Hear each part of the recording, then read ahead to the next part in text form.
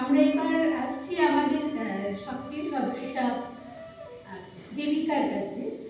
আমরা একটি কবিতা শুনে নেব দেবিকার কাছে।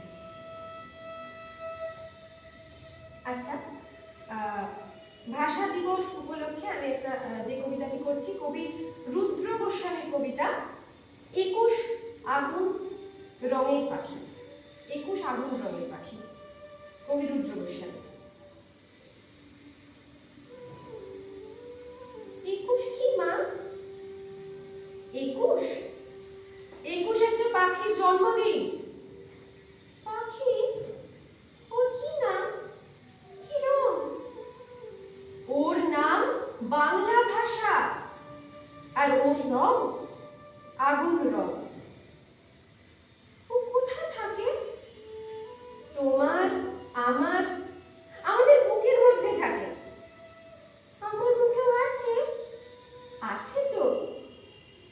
ইস, ওর কষ্ট হয় না? উড়তে ইচ্ছা হয় না?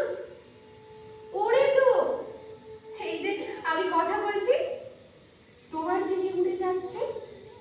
তুমি কথা বলছো, আমার দিকে উড়ে আসছে। কোথায়? দেখতে পাচ্ছি না তো। এই যে তুমি নিঃশ্বাস নিচ্ছ, নিঃশ্বাস কি দেখতে পাচ্ছ? পাচ্ছি না তো।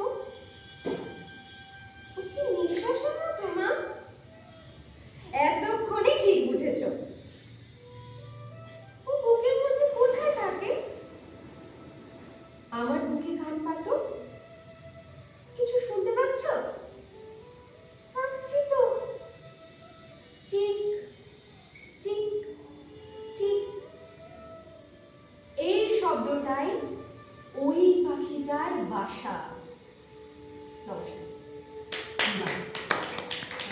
কবিতা শুনলাম দেবিকার কাছে, অনেক ধন্যবাদ।